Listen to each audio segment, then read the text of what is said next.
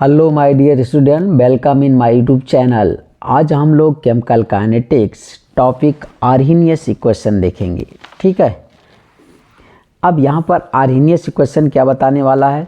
Arrhenius equation बताएगा rate constant और temperature के बीच रिलेशन। अब ये देखिए यहाँ पर क्या लिखा है, रेट इंक्रीज करता है विद टेम्परेचर, या टेम्परेचर इंक्रीज करेगा तो रेट इंक्रीज करेगा due to increase rate constant, क्योंकि रेट कांस्टेंट इंक्रीज करता है। अब आपके पास यहाँ पर आर्हेनियस इक्वेशन हम लोगों ने लिख लिया कि equal to A into E raise to power E minus E upon R T. ठीक है, इसको इक्वेशन नंबर 1 मान लीजिए।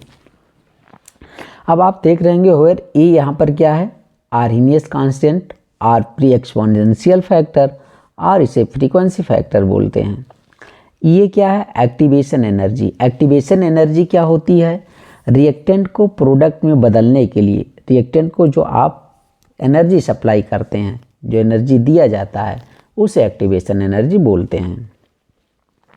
आपके पास के यहाँ पर क्या है, रेट कांस्टेंट, आर क्या है, गैस कांस्टेंट, और टी क्या, टेम्परेचर इन केल्विन, और यहाँ पर जो ई आपके पास है ना, ये मैथमेटिकल फंक्शन है। आप यहाँ पर बोल सकते हैं बेस ऑफ नेचुरल लॉगरिथम। ये हो जाएगा के क्या कह रहे हैं, के increases with increase in temperature. Temperature बढ़ता है तो के बढ़ता है, मतलब रेट कांस्टेंट बढ़ता है। और यदि आपने टी को इन्फिनिटी पर ले गए, इन्फिनिटी तक आपने किया, तो उस टाइम के इक्वल टू ए हो जाएगा, रेट कांस्टेंट आर्हेनियस कांस्टेंट के इक्वल हो जाएगा। ठीक है, आप देखेंगे के upon A equal to e raise to power minus E upon R T equal to fraction of molecule having energy greater than और equal to activation energy E A. और यहाँ पर ई के power minus E upon R T क्या होता है, Boltzmann factor. तो ये कुछ था आर्हेनियस इक्वेशन के बारे में। अब हम लोग क्या करते हैं, आर्हेनियस इक्वेशन का लॉग लेते हैं। ठीक है, आपके पास ये फर्स्ट इक्वेशन है, इसको दोनों साइड में लॉग लेंगे। तो देखिए आन लिखा है, on taking log for equation first on both side. तो चलिए लेते हैं। तो आपके पास क्या हो जाएगा, इसका लॉग ले लेना है। तो आप इसको जब लेंगे तो यहाँ पर लॉग बेसी के फॉर्म में लेंगे। ठीक है, लॉग के बेसी इक्वल टू क्या हो जाएगा, लॉग ए बेसी, और ये वैल्यू आप आ जाएगी पहले, पावर वाली वैल्यू पहले आ जाएगी। तो मैं लिखूँगा minus E upon R T log ई बेसी। ये आप देखेंगे ऐसे लिखा है यहाँ पर, देखिए लॉग के बेसी इक्वल टू लॉग ए बेसी माइनस, इसको पहले लिख लिया, ई अपान आर टी लॉग ई बेसी। अब लॉग ई बेसी का वैल्यू होता है 1। ठीक है, तो इस क्वेश्चन को हम लोग ऐसे लिख सकते हैं, लॉग के बेसी इक्वल टू लॉग ए बेसी minus E upon R T.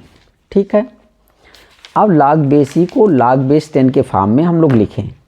तो आप देख रहे होंगे लॉग बेसी इक्वल टू किसके होता है, 2.303 लॉग बेस 10। जहाँ जहाँ पर लॉग बेसी है वहाँ मुझे लिखना है 2.303 लॉग बेस 10। तो मैं लिख रहा हूँ 2.303 लॉग के base 10 equal to 2.303 log A base 10 minus E upon R T. ये लिख लिया आपने। ठीक है, अब आप देख रहे होंगे तो 2.303 लॉग बेस 10, ठीक है, के यहाँ पर है equal to 2.303 log A base 10 minus E upon R T, ये था। ठीक है, इतना था। अब मैं सबको 2.303 से डिवाइड करूँगा। तो यहाँ से जब मैं इसको 2.303 से डिवाइड करूँगा तो ये आपके पास कैंसिल हो जाएगा। ऐसे ये भी क्या हो जाएगा, 2.303 से इसको डिवाइड करेंगे, ये भी कैंसिल हो जाएगा। और यहाँ पर नीचे आ जाएगा क्या, 2.303। ठीक है, तो आपके पास ये आ जाएगा। अब इसको आप क्या लिखोगे, आपके पास यहाँ पर आ जाएगा लॉग के base 10 equal to log A base 10 minus E upon 2.303 R T. ये आर्हेनियस इक्वेशन 1 है। ठीक है, इसको इक्वेशन नंबर 2 आप मान ले लीजिए।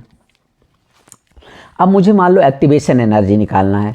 तो एक्टिवेशन एनर्जी कैसे क्या किया जाता है, देखिए activation energy of reaction can be determine कर सकते हैं बाय मेजरिंग रेट कांस्टेंट।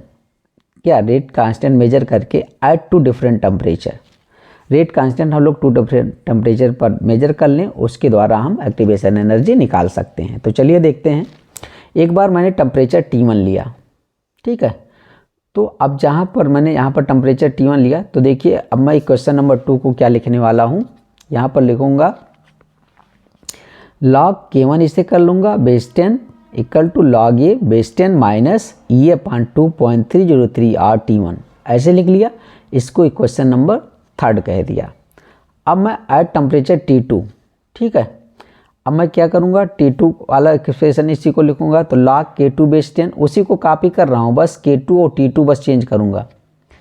यहाँ पर K2 और T2 लिखूँगा K और T की जगह पर, तो log K2 base 10 equal to log A base 10 minus E upon 2.303 RT2। देखिए ना, ये आप दोनों इक्वेशन देखिए और इसको देखिए।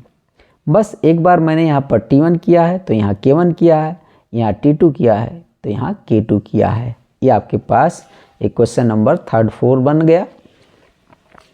अब मैं करने वाला हूँ इक्वेशन 4 माइनस इक्वेशन 3, ठीक है। इक्वेशन 4 में से आपको इक्वेशन 3 माइनस करना। तो देखिए आपके पास इक्वेशन 4 है, ये पहले लिखिए, माइनस इसको करना है, ठीक। ये आपके पास आ जाएगा। तो मैं कैसे लिख सकता हूँ, log K2 base 10 minus log K1 base 10 equal to क्या हो जाएगा, log A base 10 minus E upon 2.303 RT2। इसको ब्रैकेट में बंद कर लीजिए, minus log A base 10 minus E upon 2.303 RT1, ठीक है। ब्रैकेट बंद कर लीजिए। आप ब्रैकेट को ओपन करिए। यहाँ पर एक प्रॉपर्टी आप लगा दीजिए, लॉग की प्रॉपर्टी। आप जानते हैं कि log m minus log n है, तो आप लिख सकते हैं log m बाई n, ऐसे लिख सकते हैं। तो आपके पास यहाँ देख रहे होंगे ऐसे। मैं इसको कैसे लिख सकता हूँ, log K2 upon K1 base 10, ठीक है, इक्वल टू, अब ब्रैकेट ओपन करिए, log A base 10 minus E upon 2.303 RT2, अच्छा, माइनस log A बेस 10, ये वैल्यू प्लस हो जाएगी आपके पास साइन, तो प्लस E अपान 2.303 RT1, ये आपके पास कैंसिल हो जाएगा। अब आपके पास ये देखिए, ये प्लस वाली वैल्यू को पहले लिखना, इसको बाद में हम लोग लिखेंगे। तो आपके पास एक्सप्रेशन कुछ ऐसा आ जाएगा, log K2 upon K1 base 10 equal to E upon 2.303 RT1 minus E upon 2.303 RT2, ऐसा मिल जाएगा। अब इतना टर्म आपको कॉमन नजर आ रहा ना, E अपान 2.303 R, इसमें भी है, इसमें भी है, तो इसको अब कॉमन ले लेंगे। तो log K2 अपान K1 हो जाएगा, log K2 upon K1 base 10 क्या हो जाएगा, E अपान 2.303 R, ब्रैकेट में 1 अपान T1 ये माइनस 1 अपान T2। अब इसका एलसीएम ले लीजिए, तो आपके पास ये फाइनल इक्वेशन आ जाएगा क्या, log K2 upon K1 base 10 equal to E upon 2.303 R T2 minus T1 upon T1 into T2। ये आपके पास आ जाएगा टू डिफरेंट टेम्परेचर पर आर्हेनियस इक्वेशन, ठीक है। ये काफ़ी इंपॉर्टेंट इक्वेशन है। अब यहाँ पर नोट देखते हैं। नोट क्या है, the value of activation energy is always positive. Activation energy की जो वैल्यू होती है वो हमेशा क्या होती है, पॉजिटिव होती है। अब रिएक्शन चाहे वो एंडोथर्मिक हो और एक्सोथर्मिक हो, ठीक है। हेंस इंक्रीज द टेम्परेचर, इसीलिए टेम्परेचर इंक्रीज करता है। और value of rate constant always increase, जो रेट कांस्टेंट है वो भी इंक्रीज करेगा। Due to this reason rate of reaction also increase, rate of reaction भी इंक्रीज करता है, except when E equal to 0, इसको छोड़ करके इस कंडीशन को, ठीक। सेकंड पॉइंट आपके पास है, rate of reaction also influence by order of reaction except 0 order reaction. तो आपके पास जो रेट ऑफ रिएक्शन है ना, वो ऑर्डर पर भी डिपेंड करता है, 0 ऑर्डर को छोड़ करके।